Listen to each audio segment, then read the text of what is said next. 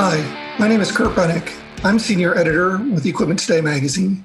While the pandemic has temporarily put a dent on the driver shortage, it has created a unique set of challenges for those who want to earn the CDL certification. In many areas of the country, it is more difficult to find CDL instruction, and even scheduling testing times can pose more of a challenge in states where DOTs have placed restrictions to address the pandemic. Let's look at the situation leading up to the pandemic. The driver deficit swelled by more than 10,000 to 60,800 in 2018 from 2017, according to the American Trucking Associations. The shortage is most acute for long-haul drivers, where the average age is 46 and workers are on the road for weeks at a time. The ATA estimates that 160,000 driver positions will go unfilled in the next decade. Organizations and driver training schools were taking steps to address the challenge by offering incentive programs and even abbreviated driver training courses, such as the 2-day Class B CDL course developed by the Associated General Contractors of South Dakota and Southeast Tech in Sioux Falls. The goal was to provide an express program for obtaining a CDL. The program addresses the reality that there are a lot of drivers retiring and not many coming into the industry. While the pandemic has temporarily eased the driver shortage, it has also made it more difficult for new drivers to enter the market, with training and in some cases CDL testing becoming more of a challenge. To learn more, we talked to the Associated Training Services. Hi, this is Kurt Bennick, senior editor of Equipment Today and forconstructionpros.com. And we're here with Jerry Klabacka of Associated Training Services. Jerry, can you tell me a little bit about what your company does? Well, we have actually two school programs. We have ATS, which is heavy equipment and crane training. We have Diesel Truck Driver Training School, which is CDL training. This is a family company. Our father started it. Me and two brothers run it and have been running it by ourselves for about 40 years. We've been around since the early 60s, actually. What was business like before the pandemic? We probably started the year off as good as we've ever started our year off. Our ATS heavy equipment program trains students from all 50 states. Our CDL program, because of the number of CDL training providers available, is a much smaller geographic area, mostly Wisconsin. Exactly. How did the pandemic affect your business and how is it impacting training operations? Well, we've cut back on certain areas and limited some of our classes to certain sizes because we're trying to maintain the required 6 feet per student, that sort of thing. Everybody's wearing face masks. In some respects, a lot of changes. The basic core goals of the business have not changed much. We're still advertising nationally for heavy equipment and very strong locally for CDL training. Okay, and did you guys have to suspend operation for a while during the pandemic? We actually did. The state of Wisconsin came down pretty strict on anybody who had any type of school or training program in mid-March. We actually closed the program down for the heavy equipment for 10 weeks. We are doing some CDL training now, mostly to clean up for the students that were interrupted by the shutdown. And we will be offering our full off-street CDL program limited to 16 students, which will be August 3rd. And given those class limits and the demand for our program in southern Wisconsin, we have actually filled our next two sessions completely full, and we're now enrolling people for late September. The demand for training is still there. Well, in CDL training, the demand is huge. 500,000 plus truck driving jobs in this country, and there's a certain amount of turnover in the long-haul driving. And I think the demand is almost unfillable and has been there for many years. Shortage of drivers is a very serious problem. And a lot of that is driven by restrictions for drivers, health restrictions, driving record restrictions, drug screening. They've cleaned up the industry from the 50s and 60s, but they've also limited the number of people who even qualify to be a driver. It's a difficult job. It is. It seems like the pipeline, I know, was kind of, I don't want to say it was broken before, but there were severe limits on the number of drivers versus the open seats that were available in the trucks. How is the interruption in training affecting that process? Is there going to be fewer drivers getting through the pipeline just because there's a bottleneck at the training? I think that's a possibility. A lot of companies have taken up their own training programs because of the desperation for finding drivers. That's not new. That's been going around for probably the last 10 or 15 years, easily. And the shortage of drivers probably started in the early 90s. So I don't think things have changed. It's just that there's more opportunity out there and more desperation for drivers. As a result, I think the drivers are treating better than they ever have been. And the pay is getting better than it ever has been, but it's probably still somewhat short. Not the treatment of the drivers, but the type of job limits a lot of people from participating. It's very few females, even though there's a lot of females participating in the occupation. It's such a demanding occupation time-wise and irregular time-wise when you're a long-haul driver, even a delivery driver. This is not a 9-to-5 job. This is a 9 until you get your loads delivered job. Mm-hmm. And if you're a single parent, that's almost impossible to deal with. In terms of looking forward, what is a normal class size, and do you think you'll be able to get there at some point? Well, right now we're limiting it to 16 students every 3 weeks, and we've had no trouble meeting that requirement. That's actually about 60% of our normal production. We are limiting that because of the class size, because of the way we operate the training. Every student here in CDL training is going to spend at least 2 hours a day on the road with an instructor by themselves. So we are not going to be able to put 3 in a truck or anything like that anymore. So those modifications have been pretty substantial changes in the way we offer the training.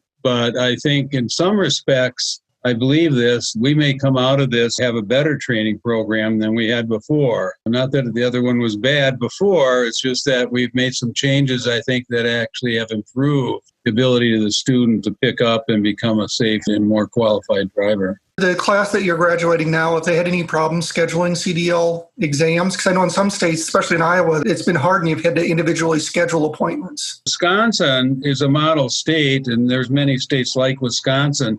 We have independent CDL examiners. Mm-hmm. So we have 2 examiners who are just self-employed individuals who contract with the state. They go through training and they're audited and they're monitored very closely by the State Department of Transportation. But that means there's more examiners available. If you had to go through the Department of Motor Vehicle office to get a test with a state examiner, it'd be jammed up. It would have been jammed up before. It'd be worse today. And I know some of the states, it's almost impossible. The waits are sometimes 2 and 3 weeks long to get an appointment. Is there anything unique about your programs, especially your CDL program? Because you tend to focus more on the construction market. Is there anything unique about the CDLs? I mean, do you do a little bit more on the straight trucks or a little bit more on the dump truck training? Well, we're primarily just tractor trailer. We don't get into straight trucks or dump trucks. They can do that when they get out of school, of course, and they'll have an unrestricted CDL license, which means we do everything on manual transmissions. And so they'll have a Class A CDL, which allows them to do almost anything. You can't drive a school bus, but you can drive a dump truck, a straight truck, any kind of commercial vehicle. In terms of hazmat endorsements or anything, do you do anything special there or do any of that type of training? We don't do hazmat endorsements. It's a written test only. Okay. And it's generally offered by the companies. Many companies, smaller companies, have actually quit hauling hazmat. They don't want to deal with the requirements because it's hard enough finding drivers without putting another restriction on who they hire. So some of the smaller companies, I believe, have quit hauling hazmat. The bigger companies, of course, have bigger driver pools and bigger driver departments, and they're doing most of that now. Where do you get most of your referrals for training? Is it mostly individuals coming in, or do you have certain companies that do a lot of it? It's mostly individuals. We probably train about 10% from companies that are referred. Mostly it's in-house employees. We could have as many companies as we wanted coming to the school to talk to the classes, but we only have so many students, and we're not going to spend time having companies come in every night that really do about the same thing. So we have some major companies like Schneider and H.O. Wolding and some of those Wisconsin-based companies that come into the class and make presentations. And we've heard before that the pandemic has kind of eased the driver shortage temporarily, but do you see that just as a very temporary issue? I see that as a temporary issue. There's some companies probably that have let some drivers go that are moving into these other companies. The occupation itself is quite huge. I mean, it's 2.5 to 3 million people. That's bigger than nursing. That's bigger than a lot of job skills that people have. So there's just an unmet need almost always in place. You know, they say there's about 100,000 person shortage in drivers in this country. That has not even changed much in the last 15 years. That's kind of, with 2.5 million people in the occupation, you're probably always going to have a shortage of 60,000 or 100,000 people. There's a lot of people who have been displaced by the pandemic. Is this a good opportunity? I mean, do you see a lot of people looking towards trucking as being an opportunity for those people? I don't think our lead flow, as one says, or the interest from the people has diminished much, somewhat. Mm-hmm. Some depends on our own marketing efforts. We market in quite a restricted area in Wisconsin. I don't see a big change in that as a result of the pandemic. It's been going down somewhat for the last few years, but I haven't seen anything that we would suggest that it's related to the pandemic, other than the fact possibly that you get people in here that have always thought about it, but have never pursued it, and now they're laid off. And I just talked to a gentleman yesterday. He'd been in the same job for 40 years. He's 57 years old or whatever he is, 62 years old.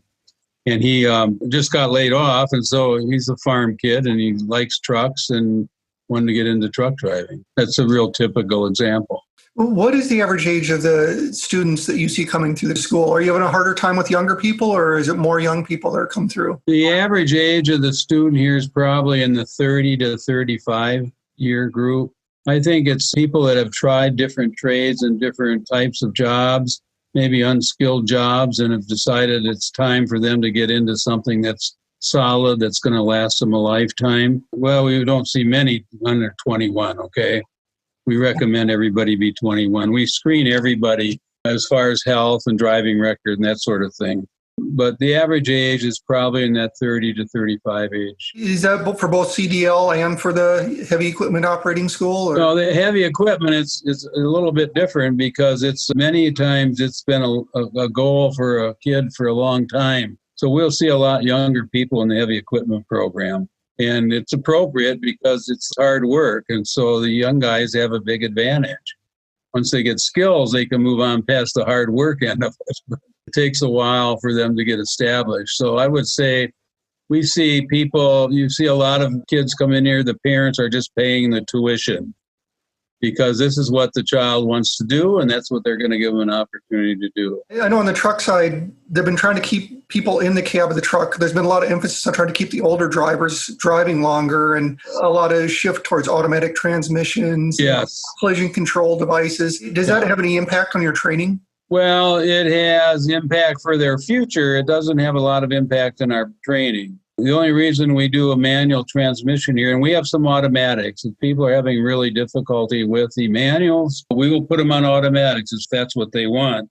But we do surveys every class. Anybody interested in driving automatics, most of them are not.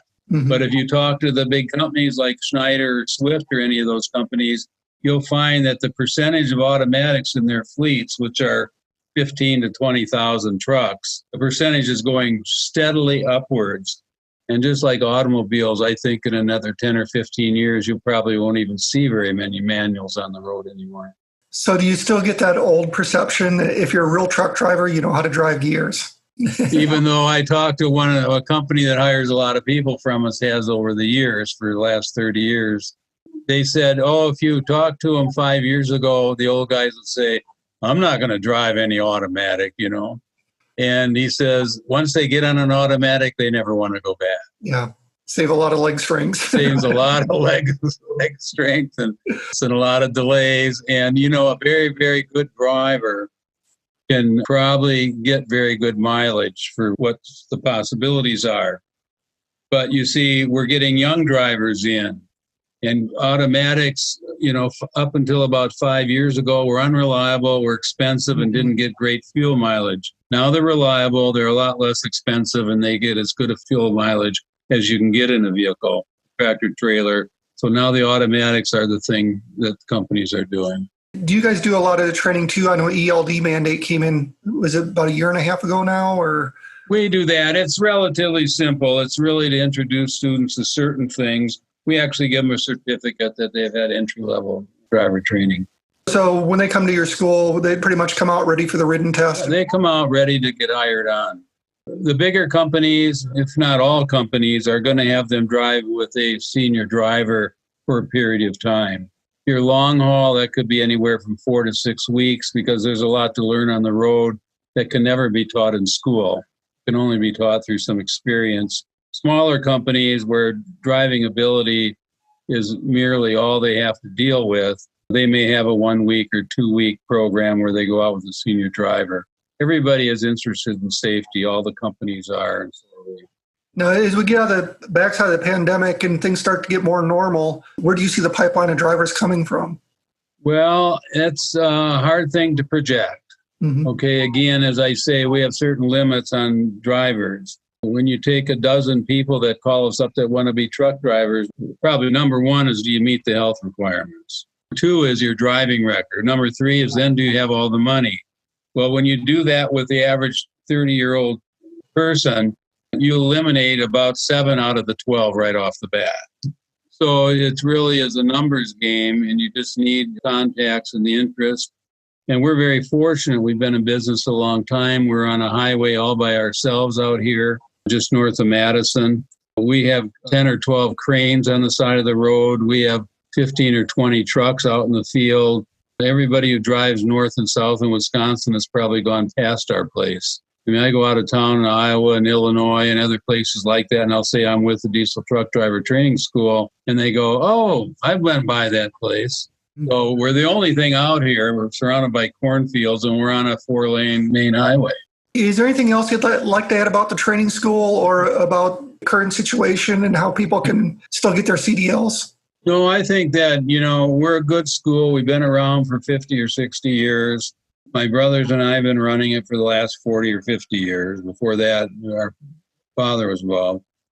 Find a good school, get good training, and the job market is waiting for you. The ability of our students to find initial jobs or find jobs initially is pretty phenomenal. I mean, there's absolutely no reason why anybody we accept in our program doesn't get a decent job offer within a week or 2. Well, I really appreciate you taking time to talk to us. And can you give us just a little bit of contact information where people can get a hold of it? Well, they can get a hold of ATS. They can just look up Associated Training Services. That'll give them contact information about the heavy equipment. They can call us if, the phone number is 608-837-7800. We have good staff in here. We have very little turnover. So everybody knows what the rules are and what they're supposed to do. We have our own living facility for the students while they're here. That's changed pretty dramatically with the pandemic that we're in the middle of. But we have everything taken care of. If they want to get into trucking, it's probably the easiest and shortest and most efficient way. If they want to go long-haul trucking, most of the long-haul carriers will give tuition reimbursement, and they'll reimburse the student for their training over a certain period of time. So I think the whole industry is working towards getting more drivers and better drivers on the road. Well, I really appreciate you taking time to talk to us today. Thank you. I really appreciate the opportunity to talk to you.